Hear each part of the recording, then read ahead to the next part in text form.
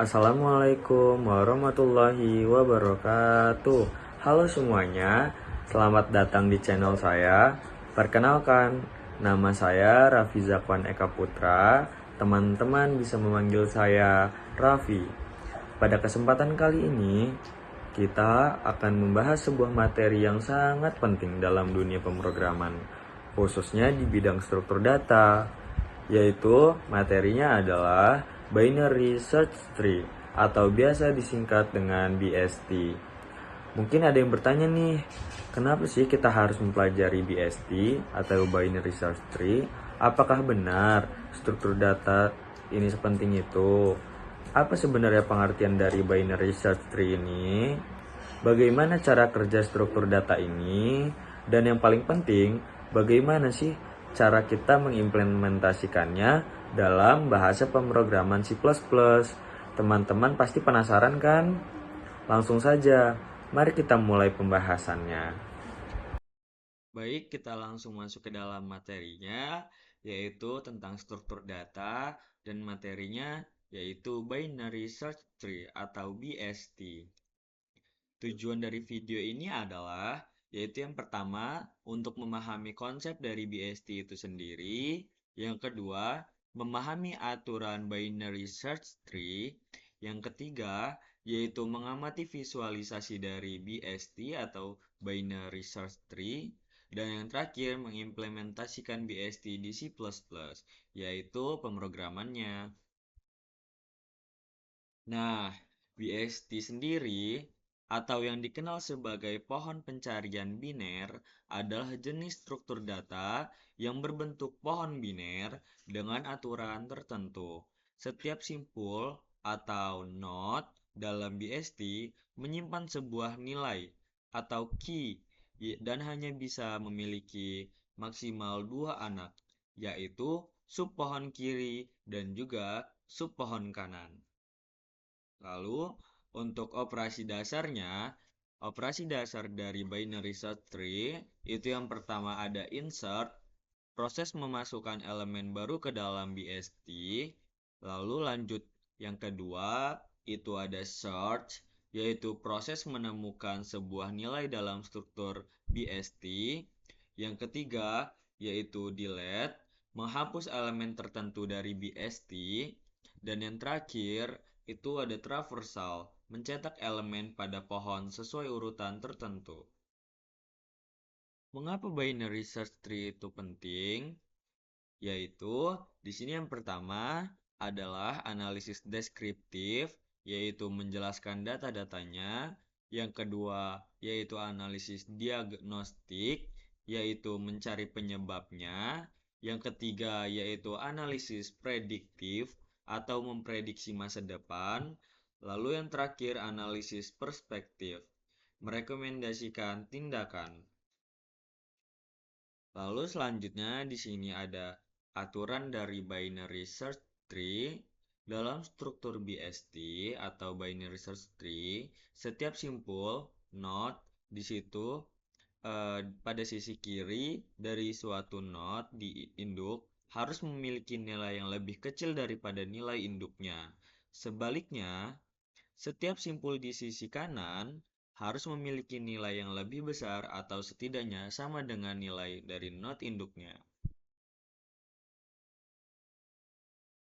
Mungkin untuk materi binary search tree itu saja, kita bisa langsung ke dalam animasi binary search tree-nya melalui website dari VisualGo. Oke, baik. Di sini kita langsung masuk ke dalam web VisualGo untuk melihat animasi dari BST itu sendiri. Di sini yang pertama ada operasi search, yaitu operasi search membandingkan nilai dari node saat ini dan nilai yang dicari. Jika lebih kecil, maka akan terus bergerak ke arah kiri, dan jika lebih besar, maka akan bergerak ke arah kanan. Di sini saya akan menginputkan nilai 8. Nah, setelah itu kita langsung eksak. Nah, di sini 8 itu lebih kecil dari 66, maka akan bergerak ke arah kiri. Dan 8 juga lebih kecil daripada 17, maka bergerak ke arah kiri lagi. Jikalau kita menginputkan nilai yang lebih besar dari 17, maka akan bergerak ke arah kanan. Gitu. Lalu selanjutnya itu kita ke operasi insert. Operasi insert berfungsi untuk menambahkan data baru pada BST atau binary search tree. Prinsipnya masih sama, jika lebih kecil ke arah kiri dan juga jika lebih besar itu akan bergerak ke arah kanan. Di sini saya akan menginputkan nilai 6 pada insert, lalu kita pencet go. Nah, sama saja jika nanti lebih kecil, itu akan bernilai ke arah kiri. Dari 66 itu akan bergerak ke arah kiri, ke arah 17. Lalu karena lebih kecil juga itu akan bergerak ke arah kiri, yaitu ke arah 8. Dan jika lebih kecil lagi, itu akan bergerak ke arah kiri, maka di situ didapatkan nilai 6 di paling kiri. Baik, selanjutnya itu kita masuk ke dalam operasi remove, yaitu membandingkan jika lebih kecil itu sama juga ke arah kiri dan jika lebih besar itu ke arah kanan. Jika nilainya sama, maka itu akan dihapus. Di sini saya akan eh, menginputkan nilai 6 pada remove. Langsung kita masukkan. Nah,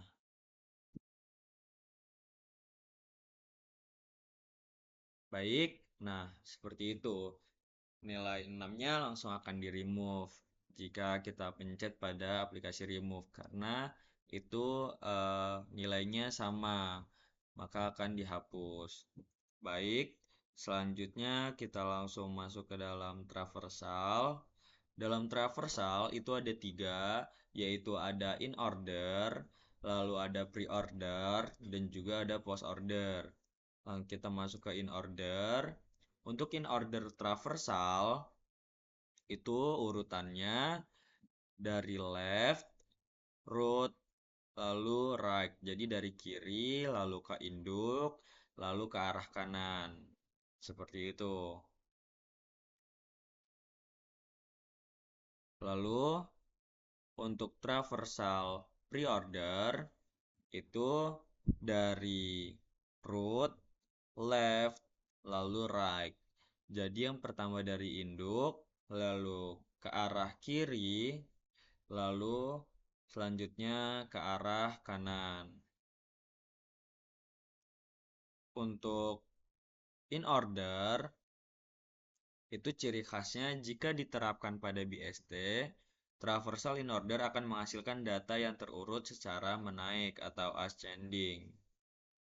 Lalu untuk pre-order, itu um, mengunjungi node induk terlebih dahulu, lalu ke subtree kiri, kemudian subtree kanan, dan juga cocok untuk membuat salinan struktur pohon atau mencetak ekspresi prefix. Lalu yang terakhir yaitu um, traversal post order, yaitu urutannya dari left, right, dan juga root. Jadi dari kiri ke kanan dan juga ke induknya. Bisa dilihat pada animasinya.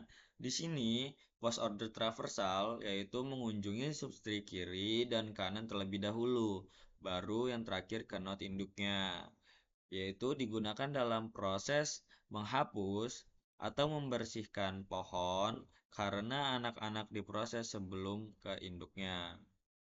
Baik, mungkin itu saja yang bisa saya sampaikan pada animasi visual Go untuk BST kali ini. Selanjutnya kita langsung ke dalam pengaplikasian codingan dari BST ini sendiri.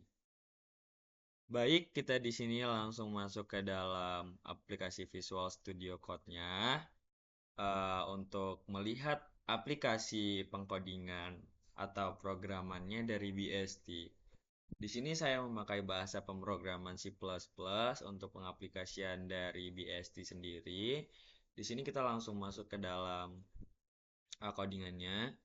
pada line pertama yaitu include iStream itu sebagai library untuk C++, yaitu lalu untuk yang kedua itu using namespace std itu agar tidak manual menuliskan std di setiap line.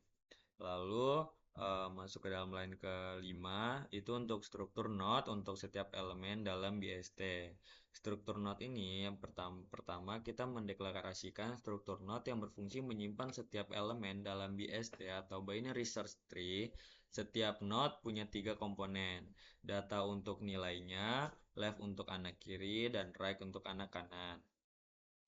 Lalu di sini ada codingannya not, new not, in value, sampai return not. Itu masih masuk ke dalam fungsi untuk membuat not baru. Lalu, fungsi untuk menambahkan data ke dalam BST atau binary search tree. Di sini fungsi new node. Terdapat fungsi new node untuk membuat node baru dengan nilai tertentu. Node ini akan punya 3 bagian, yaitu data anak kiri dan anak kanan. Semuanya diatur di sini saat pertama kali akan dibuat. Nah, di sini codingannya dari mulainya node, insert, node root, in value, lalu if jika root sama dengan null ptr, jika pohon kosong itu akan buat node baru sebagai root atau induk. Lalu di return. Lalu selanjutnya jika value root lebih dari data, jika nilai lebih kecil masukkan ke subtree kiri. Dan jika nilai lebih besar atau sama, masukkan ke subtree kanan. Lalu selanjutnya pada line ke-39 yaitu fungsi untuk mencari nilai dalam BST, yaitu fungsi insert. Selanjutnya, fungsi insert ini digunakan untuk menambahkan data baru ke dalam BST. Kalau pohon masih kosong, kita buat node baru. Kalau tidak, kita akan ceknya. Kalau nilainya lebih kecil dari root, itu masuknya ke kiri. Jika lebih besar atau sama, itu akan masuk ke kanan.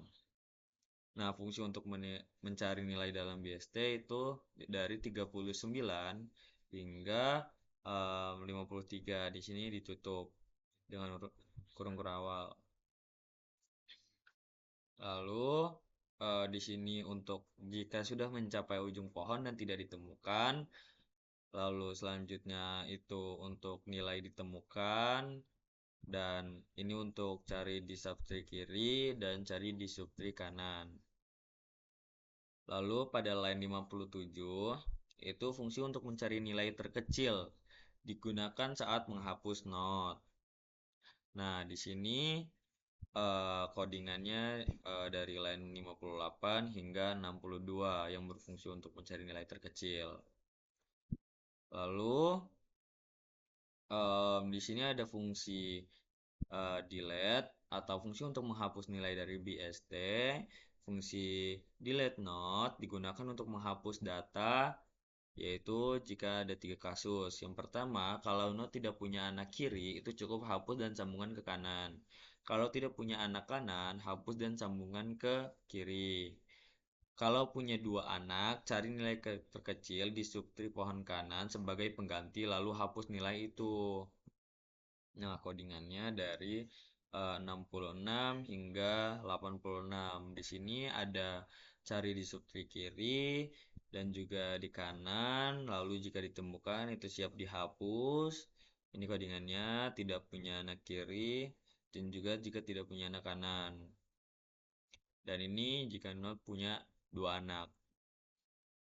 Lalu untuk traversal seperti yang tadi saya sudah jelaskan, itu untuk fungsi traversal kita juga punya 3 fungsi.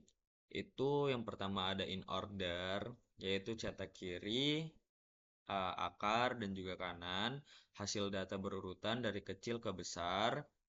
Lalu pre-order itu dari akar, lalu ke kiri dan ke kanan, lalu yang terakhir ada post order. cetak yang kiri, kanan, baru ke akar. Traversal ini membantu kita menelusuri isi pohon dengan cara yang berbeda.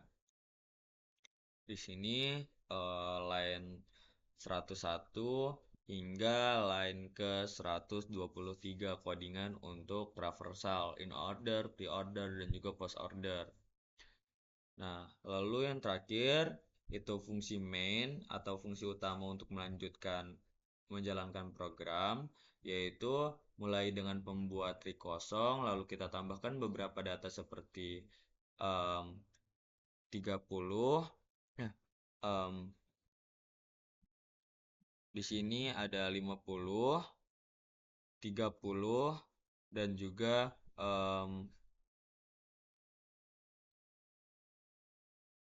ini ya, 30, 70, 20, 40, 60, dan juga 80, dan seterusnya. Kita tampilkan isi tree dengan 3 jenis traversal, lalu lakukan pencarian data, yaitu 60. Dan terakhir kita hapus data 30 dari BST dan cetak ulang hasil in ordernya. Di sini bisa dilihat codingannya. Lalu ini untuk menambahkan elemen ke BST, ini untuk mencari data, dan yang terakhir untuk menghapus data. Lalu untuk outputnya di sini bisa kita cari pada terminal, yaitu BST, kita tuliskan. Nah, di sini sudah terlihat pada outputnya, yaitu yang pertama ada in order traversal, dia berurut sesuai dengan fungsinya 20, 30, 40, 50, 60, 70, dan yang terakhir 80.